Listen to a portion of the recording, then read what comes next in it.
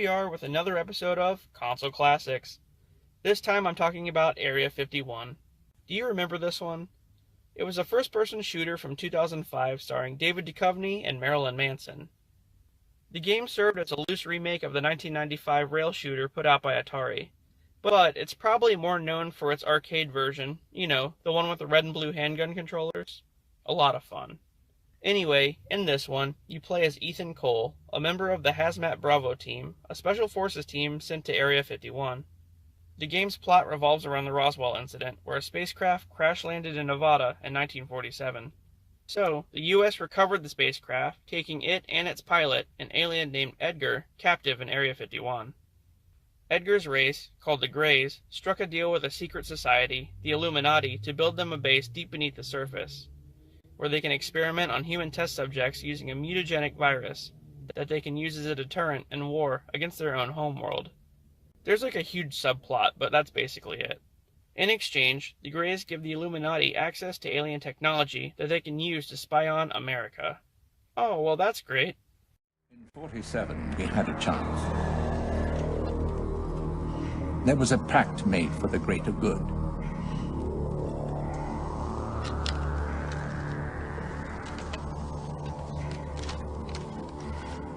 And today it will be broken. Then, the Greys create an alien called Theta, which they plan to use to spread the virus, not only on the Greys' home planet, but on Earth as well, so that the Illuminati can take over. A doctor in Area 51, named Dr. Winston, heard their plan and released Theta in an attempt to stop them. But, as to be expected, this ended very poorly, and the whole facility was quarantined, with a special response team called Hazmat brought in to contain the virus. The first wave of soldiers, the Delta team, was instantly wiped out by Theta, and then Bravo team got sent in, which is the team featuring the protagonist, Ethan. It was supposed to be a routine mission. We go in, identify the biohazard, clean, and get out. We'd experienced hot zones before. We've had to use force before. But this was different. The drop location was different. Very different. Government conspiracies, secret weapon testing, aliens. I didn't believe any of it. Nothing could have prepared me for what I was about to encounter. This is my story. Eventually, as you go deeper into the facility, Ethan is the lone survivor of his unit, facing off against mutants that were once the scientists down there. He finds and rescues Lieutenant Chu from Delta Team, and the two attempt to head to the surface, when the Illuminati interfere and Chu gets killed during the attack. This leaves Ethan bitten and mutating.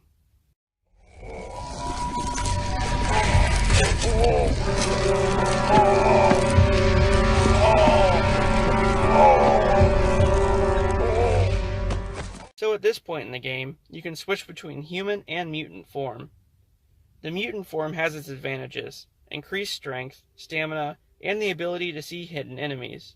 Also, you can replenish health in human form by finding syringes, or in mutant form by mutant syringes, or just plain using corpses. So, you're navigated through the base by Edgar, who's telepathically talking to you through corpses laying on the ground. Ethan Cole, your blood runs dark and diseased. Your weak, insignificant shell turns against you. Find the anti-mutagen, and you may find a better death. After that, you find Dr. Cray, and he attempts to cure you of mutation, but then he's killed by the Illuminati. Those bastards. You encounter Theta and have a final confrontation with it, and then meet Edgar face to face. In me runs the disease and the cure. To restore your humanity, you must inject my blood.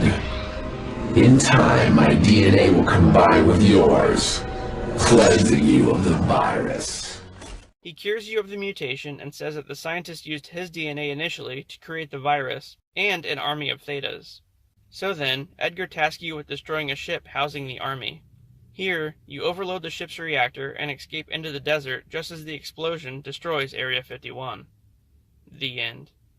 So yeah, it was a pretty great game, and very underrated. David Duchovny as Ethan, and Marilyn Manson as Edgar. Anyway, I really can't make the connection to the rail shooter, but be that as it may, this is a really good game that needs to be redone on modern consoles.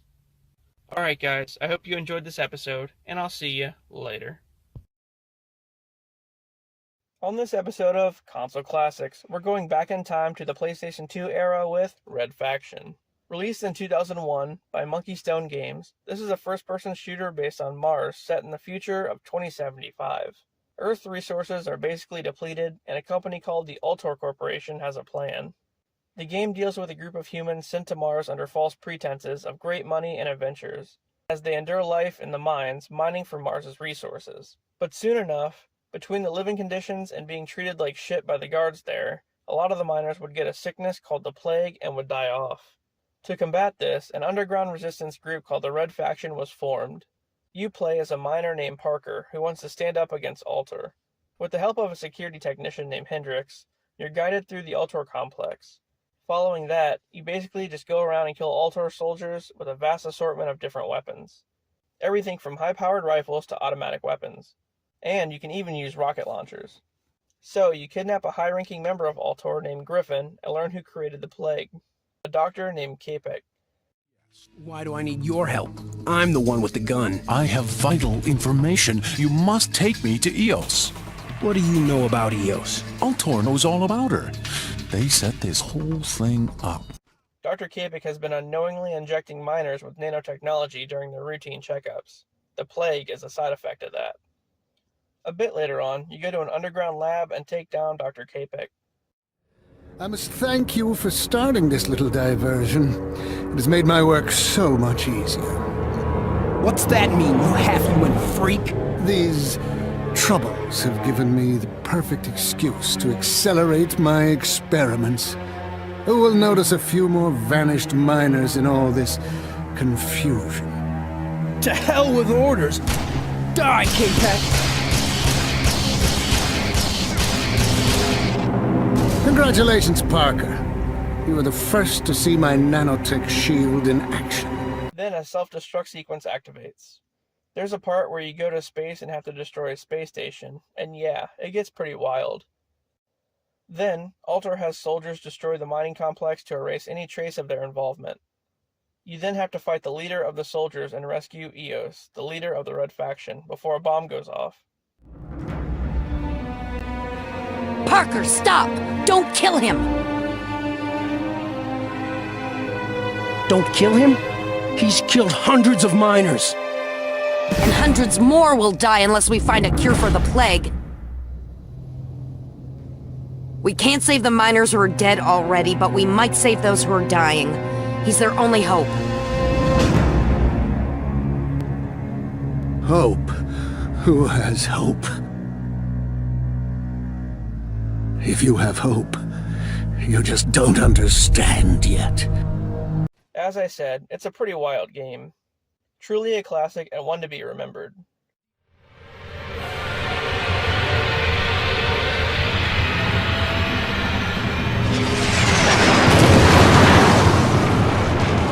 This facility is now under the command of the Earth Defense Force. Drop your weapons immediately. All armed personnel will be shot on sight. Also, they made a few sequels including Red Faction 2 and Red Faction Guerrilla, but in my opinion, they're not as good as the original. Another fun thing about this game is the multiplayer. You can go around the complex fighting 1 versus 1 and have a lot of weapons at your disposal. You can even use a gun to blast a hole in the wall and hide in there for a bit. If you die, you respawn in a random location on the map and can use that to gain the advantage. Overall, this is a great game and I highly recommend it. Alright guys, thanks for watching, and I'll see you later. So, what now? You're a hero, Parker. Relax, enjoy yourself. Start dating. Maybe look for a new job. What's going on, guys? Let me take you back to the early days of the Xbox 360. Back in 2006, we got a little game called Prey. No, not this Prey. This Prey. It was a first-person shooter that took place on an alien spaceship, and it was awesome. Prey was developed by Human Head Studios and 2K Games. You play as a Native American named Tommy, who's in a bar owned by his girlfriend on a Native American reservation. What's up, babe? Did you come in here for a drink? Or to dump your dirty tools on my nice, clean bar? Sorry, babe.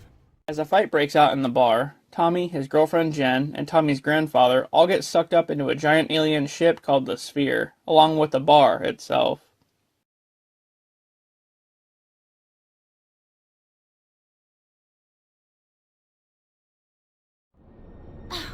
Tommy! Jen!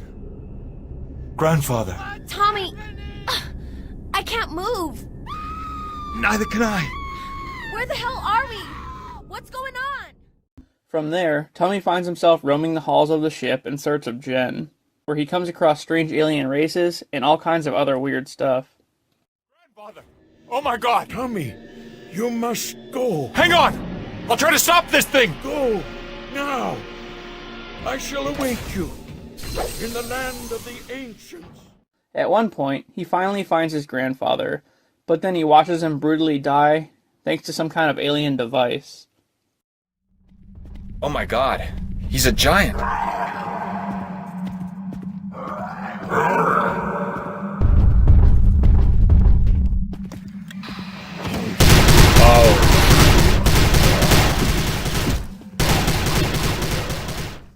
Then, after nearly dying himself, Tommy gets sent into a spirit realm where his grandfather bestows upon him special powers.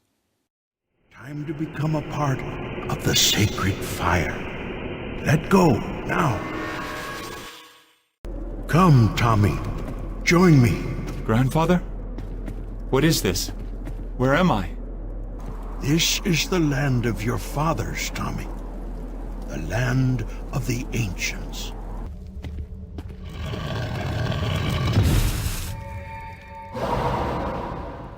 This bow is the weapon of your spirit form, but your bow must be replenished. Claim the spirits of your fallen enemies.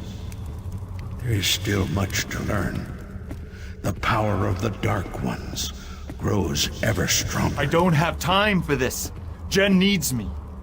As you wish. Talon will guide you. He will become your eyes and ears. Heed his warnings well. And from there, you can free roam the ship using portals to fast track around. Also, Tommy now has the ability to spirit walk, which is where you can have his spirit leave his body. This is good for locating certain paths that you can't see in human form, and you can also use a bow and arrow to attack enemies. As far as other weapons go, you get a wide variety of them, including some basic ones, and some crazy alien tech, which is just next level. Another perk of the Spirit Walk is that if you die, you get resurrected with even more health than you had before.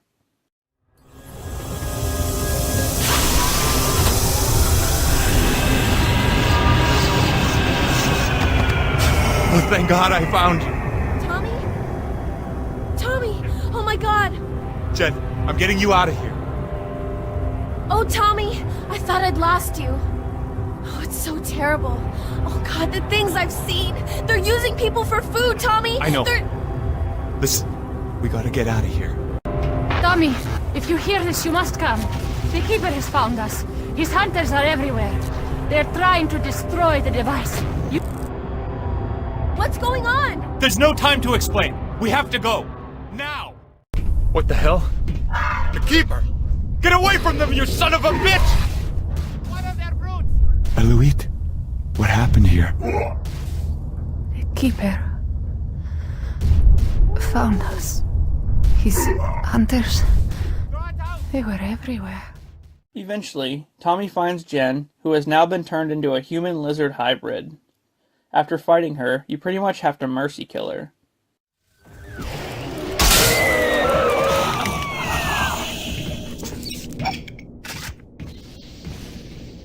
Oh, Jen. My beautiful girl. Send me to Uniqua, Tommy. I'm ready. I can't. I've got to save you. You can't save me, Tommy. You can only let me go. Please, Tommy. Let me go.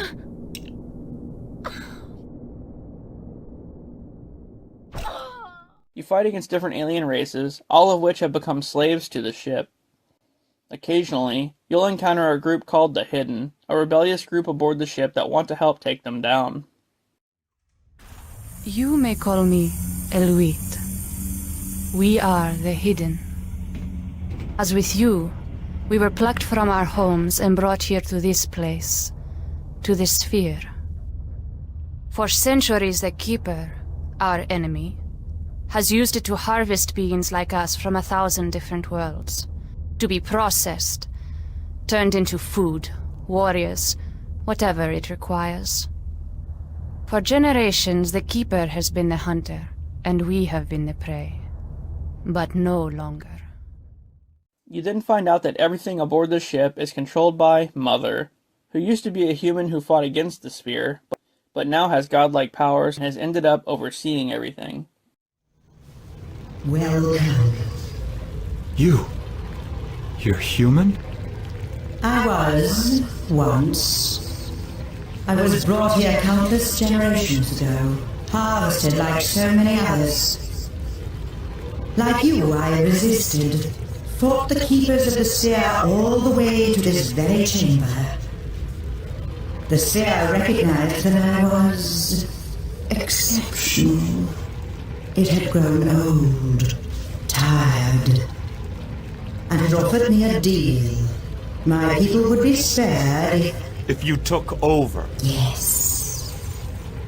To become immortal or to perish. I made the obvious choice. As you will now. Mother tries to convince Tommy to take her place, but his grandfather advises against it, and he ends up flying the sphere directly into the sun. After saying a final goodbye to Jen and his grandfather, Tommy returns to Earth to help rebuild the bar. I only wish you could stay. I can't? Jen's spirit resides here now, but you belong in the living world. All of a sudden, the leader of the Hidden and some others show up to the bar, telling Tommy that some powerful beings want to meet him.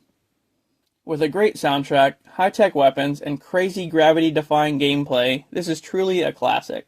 It's one of the first games that I played on Xbox 360. I remember free roaming in the bar at the beginning of the game and experiencing the whole bar getting lifted into the ship. It was pretty wild. Anyway guys, that was Prey. I recommend you go and check this one out. This has been another episode of Console Classics. Thanks for watching, and I'll catch you later.